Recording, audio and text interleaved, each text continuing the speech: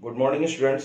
मैं संजीव मिश्रा, सहायक प्राध्यापक वाणिज्य, Pentium point technical college Rewa, आपके सामने पुनः ऑनलाइन क्लास के लिए प्रस्तुत हूँ। हमारा पिछला जो टॉपिक था वो था मैनेजेरियल डिसीजन, जो प्रोडक्शन से रिलेटेड था, जिस पर आगे बढ़ते हैं हम आज प्रोडक्ट मिक्स की बात करते हैं। प्रोडक्ट मिक्स है क्या?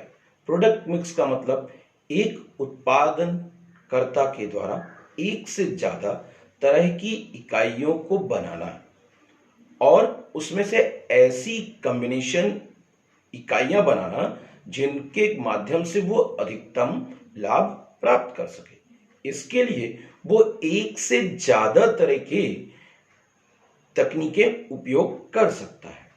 जैसे अगर ये माने कि कोई व्यक्ति, अगर छोटे से एग्जाम्पल के रूप में अगर कहें कि एक ब्रेड निर्माता है, ब्रेड निर्माता केवल ब्रेड का प्रोडक्शन करता है, तो उसे एक निश्चित मांग के उत्पादन के बाद अपने एम्प्लॉयज को खाली बैठाना पड़ता है।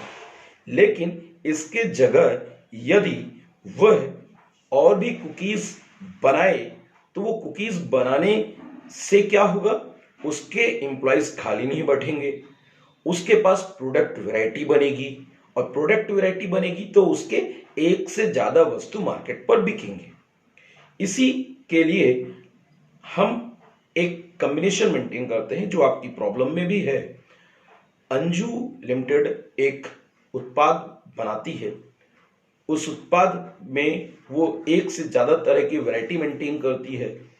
वो वैरायटी ए, बी और सी हैं, जिन्हें कि वो क्रमशः कुल बिक्री 1.5 लाख करने पर 30%, 40% और 30% की सेल्स मिक्स एक्टिविटी इन्वॉल्व कर रही है। उसके स्थायी खर्चे 40,000 रुपए निश्चित है।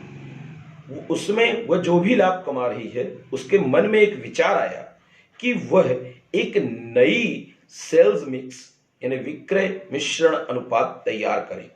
उसके लिए उसने ए प्रोडक्ट पर 25% और बी सेम 40% और सी को वापस कितने प्रतिशत,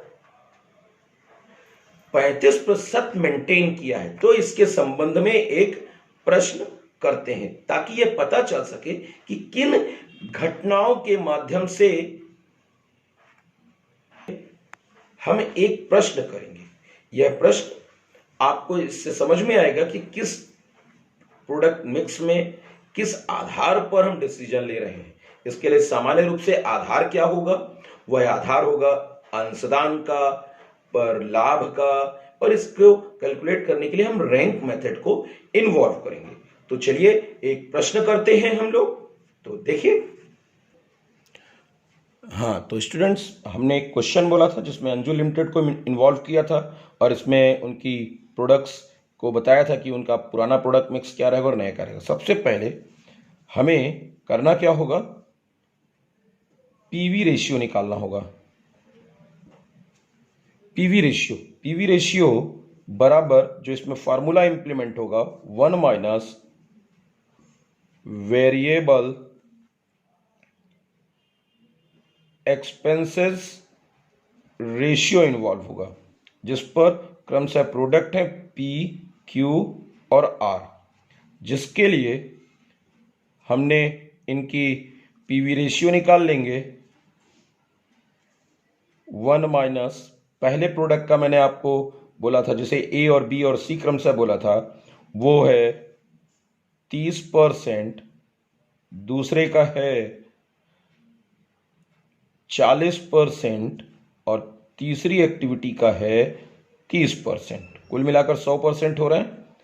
इन सभी का हमारे द्वारा घटा लिया गया। 1 माइनस 30%, तो लोग सोचेंगे कि 30% घटेगा तो -29 आएगा। नहीं, पर 30% मतलब एक का 30%, तो ये कितना बचा, 70%, ये बचा 60% और ये बचा 70%। ठीक है, अब इसके आधार पर प्रोडक्ट मिक्स इन्वॉल्व हो सकता है। ऐसे ही हम पुनः जो प्रोडक्ट मिक्स एक्टिविटीज हैं उसका भी पीवी रेशियो निकाल लेते हैं नए वाले का। जिस पर भी वही formula 1 minus variable expenses ratio maintain करेंगे, जिसके लिए पी क्यू आर प्रोडक्ट की वैसे ही कॉस्टिंग मेंटेन की जाएगी। 1 इसमें दिया है 50%, 1 माइनस 60%, 1 माइनस 70%, सबका। तो मतलब कि 1 का 50%, 1 का 60% और 1 का 70%। इसका रिमेनिंग जो बचेगा वो बचेगा पीवी रेशियो 30%, 40%, 40% और लास्ट का बचेगा 30%। अब हमें करना क्या होगा? हाँ, अब इसके बाद हमें बनाना होगा statement of profit at present sale mix बनाएंगे। तो इसके लिए कॉलम मेंटेन कर लिया।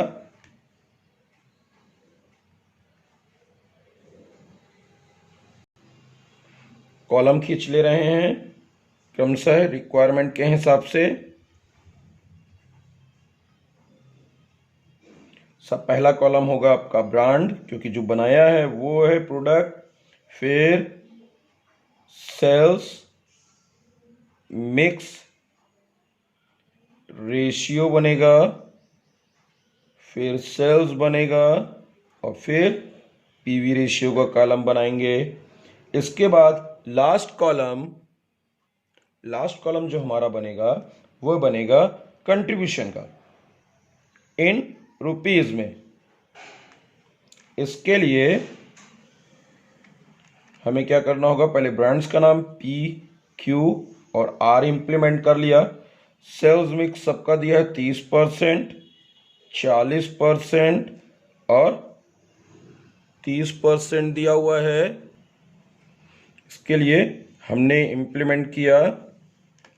सेल्स हमारी कुल सवाल में 1.5 लाख रुपए दी हुई है। 1.5 लाख का 30% निकाल लिया तो 45,000 हुआ। 1.5 लाख का 40% निकाल लिया 60,000 हुआ। 1.5 लाख का 30% निकाल लिया तो 45,000 हुआ। अब सवाल में इनका पीवी रेशियो जो इम्प्लीमेंट हुआ है वो दिया हुआ है क्रमशः 50%, 40% और 30%।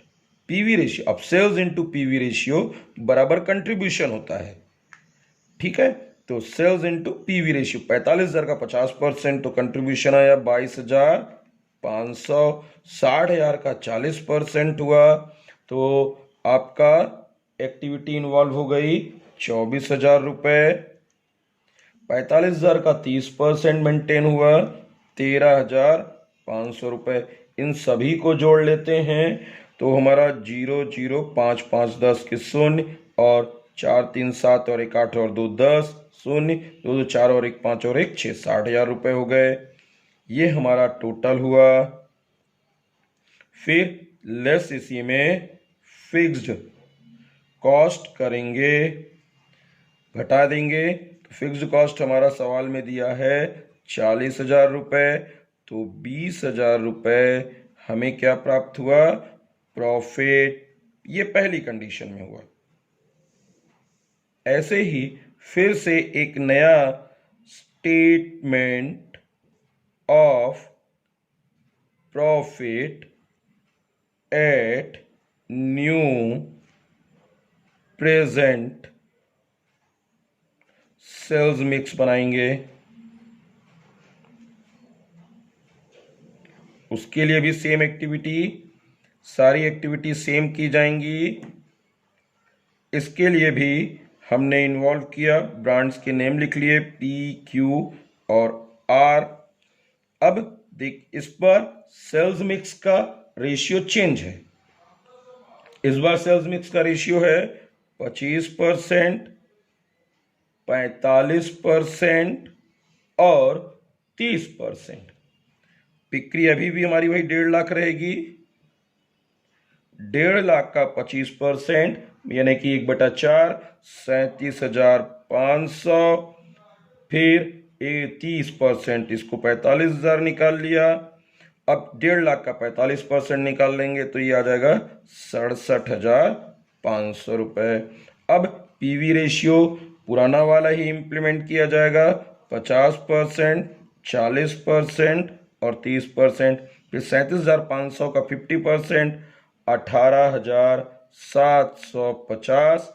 67,500 का 40%, 27,000 और 45,000 का 30%, वही 13,500। सारी एक्टिविटी को जोड़ लेते हैं तो टोटल आया जी यहाँ पर 5 0 7 5 12 की 2 1, ये 27 13 40 और 1 41 18 59,250। यहाँ पर भी टोटल करेंगे तो टोटल किया। अब यहाँ पर भी फिक्स्ड कॉस्ट आ गया। फिक्स्ड कॉस्ट वही पुराना वाला 40,000 रुपये ही घटाया जाएगा, तो हमारे पास 19,250 रुपये बचे। ये प्रॉफिट आया। अब आप देख रहे हैं कि पुरानी वाली एक्टिविटी में हमें लाभ ज़्यादा हो रहा है और इस वाली एक्टिविटी में लाभ कम हो रहा है। तो यह धारणा कि हम नए सेल्स मिक्स रेशियो को नए आधार पर बनाकर अधिक लाभ कमा सकते हैं, तो यहाँ पर दी हुई घटनाओं के आधार पर नहीं है। तो पहली तरह की सेल्स मिक्स रेशियो ही उचित और सही होगी। तो आप आसानी से निर्णय तभी ले पाए जब ये देखें कि जिस सेल्स मिक्स में आपके द्वारा की गई घटनाओं के आधार पर लाभ ज़्यादा प्राप्त हो रहा है, वही घटना एक अच्छा उत्पाद मिश्रण होगा। Thank you.